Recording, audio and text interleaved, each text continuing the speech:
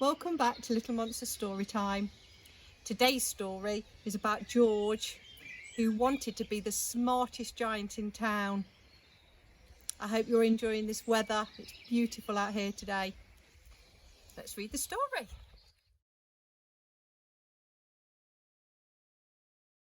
George was a giant, the scruffiest giant in town.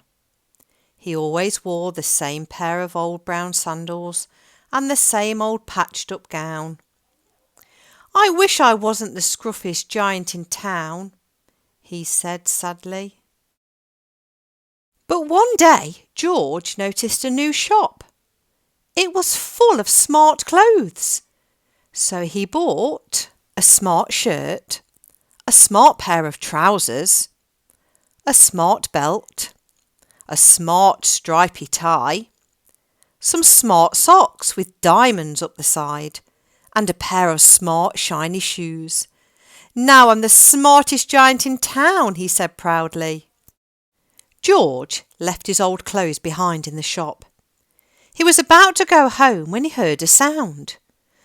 On the pavement stood a giraffe who was sniffing sadly. "What's the matter?" asked George. "It's my neck," said the giraffe. "It's so very long and so very cold. I wish I had a long, warm scarf." "Cheer up," said George, and he took off his stripy tie. "It didn't match my socks anyway," he said, as he wound it round and round the giraffe's neck. It made a wonderful scarf. "Thank you," said the giraffe.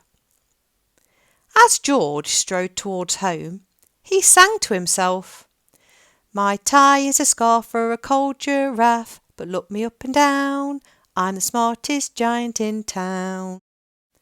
George came to a river. On a boat stood a goat who was bleating loudly. "What's the matter?" asked George. "It's my sail," said the goat. "It blew away in a storm. I wish I had a strong new sail for my boat." "Cheer up," said George, and he took off his new white shirt. "It kept coming untucked anyway," he said, as he tied it to the mast of the goat's boat. It made a magnificent sail. "Thank you," said the goat. George strode on singing to himself, "My tie is a scarf for a cold giraffe, my shirt's on a boat as a sail for a goat, but look me up and down, I'm the smartest giant in town."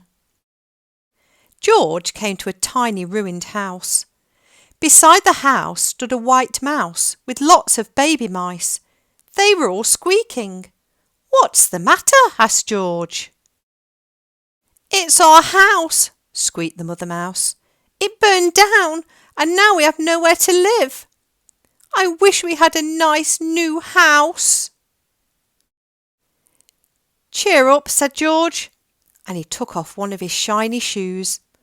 "It was giving me blisters anyway," he said, as the mouse and her babies scrambled inside. The shoe made a perfect home for them. "Thank you," they squeaked. George had to hop along the road now, but he didn't mind.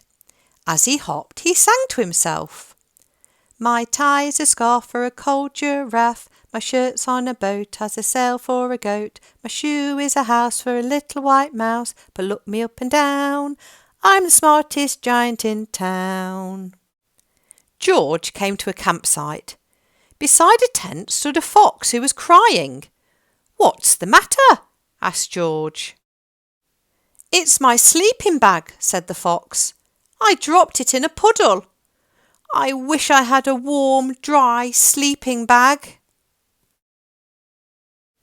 "Cheer up," said George, and he took off one of his socks with diamonds up the side. "It was tickling my toes anyway," he said, as the fox snuggled into it. It made a very fine sleeping bag. "Thank you," said the fox. George hopped on singing to himself, "My tie's a scarf for a cold giraffe, my shirt's on a boat as a sail for a goat, My shoe is a house for a little white mouse. One of my socks is a bed for a fox. But look me up and down, I'm the smartest giant in town. George came to a big squelchy bog. Beside the bog stood a dog who was howling. "What's the matter?" asked George. "It's this bog," said the dog. "I need to get across, but I keep getting stuck in the mud. I wish there was a safe, dry path." "Cheer up," said George, and he took off his smart new belt. "It was squashing my tummy anyway," he said, as he laid it down over the bog. It made an excellent path. "Thank you," said the dog. Wind started to blow, but George didn't mind. He hopped on, singing to himself. "My tie's a scarf for a cold giraffe. My shirt's on a boat as a sail for a goat. My shoe is a house for a little white mouse. One of my socks is a bed for a fox. My belt helped a dog who was crossing a bog. But my trousers are falling down. I'm the coldest giant in town." Suddenly George felt sad and shivery, and not at all smart. He stood on one foot and thought, "I'll have to go back to the shop and buy some more clothes," he decided. He turned round and hopped all the way back to the shop. But when he got there, it was closed. "Oh no," cried George.